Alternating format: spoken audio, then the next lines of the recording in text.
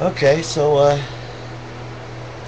you and millions of other people, of course, you believe in God, and just because your belief in your religion, your Bible, and everything else has proven to be a myth, and science keeps disproving everything it says.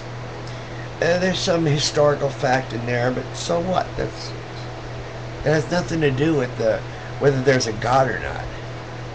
Okay, these were scribes who wrote in Aramaic, basically, or Greek, and they were very superstitious people. So if they saw anything that they couldn't understand, of course they personified it, because that's what human beings did back then. They were very stupid, stitious people. They personified everything. Where do you think the astrological and the constellations came from?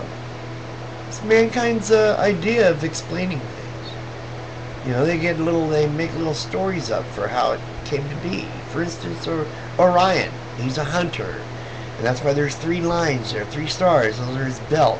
Those are called the 3 kings, by the way. The 3 wise ones, those stars. Yeah, I know.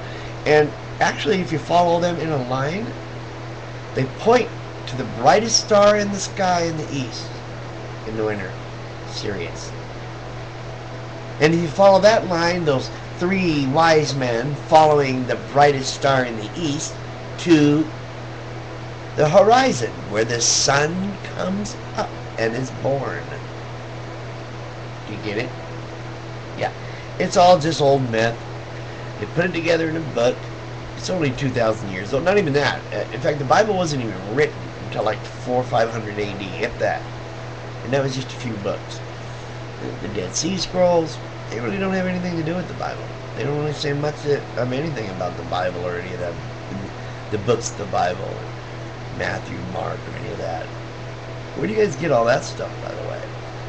And so, which Bible is it that you believe in? The one that King James says is the translation, and you'd better not deny it or he'd have your head chopped off? That Bible, maybe? The Gideon? Same thing. Which one? The Mormon book? Book of Mormon? Jesus came here to the Native Americans and turned them all white because they were good? Or whatever their story is. Or are you worshiping Baal, Baal, where you have to throw a baby in a volcano or something? I don't know what the hell you did. Or is yours just that regular old Abrahamic God? The one that likes to kill everybody every chance he gets because he's made a mistake. He didn't like what he made the first time. So he tells this guy Noah, build a huge ship, put all the animals in the world, all the millions of species of animals in the world in one boat, and I'll make it rain for 40 days and 40 nights, and it's going to flood the whole world. See, you believe that crap, and think about it, and you think atheists have an agenda and a ritual, and we don't have any kind of ritual. We don't pray to anything. We don't worship anything. We sure don't worship you. We don't worship evolution or Darwin. That's so stupid. That's people like you.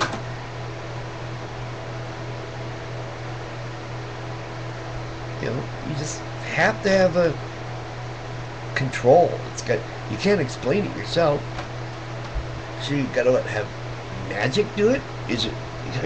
That's the same thing with all the superstitious people thousands of years ago. They couldn't explain it, so they turned it into a story that they could, at least try to get a sense of what was going on.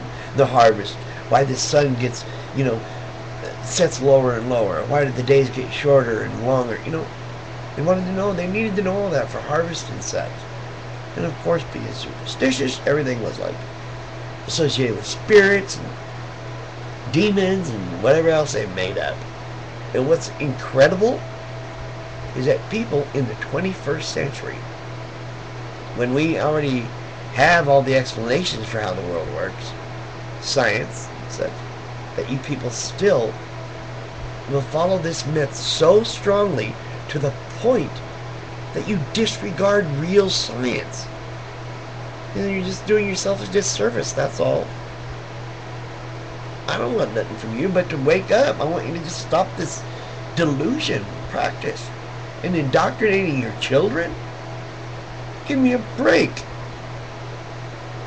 If your child never knew anything about a God, he would grow up a decent, free-thinking, independent human being.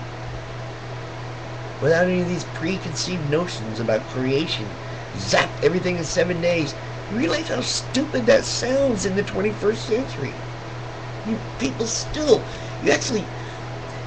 you believe in this big magician, zapping everything in 7 days and starting a whole civilization with only 2 people in a gene pool. All this other shit about the living in a fish for 3 days, or flood the whole world by raining for 40 days. He does that in Portland, Oregon all the time. And yet, evolution eludes you? You find it confusing? Come on. Come on. Well, that's all I can do anymore is laugh, because you just sound, you're sitting there, you're a pastor. That's a good one.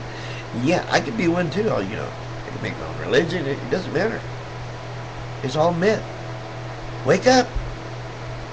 You're so sad. Really. Good night, Doug. Feel sorry for your family. I really do.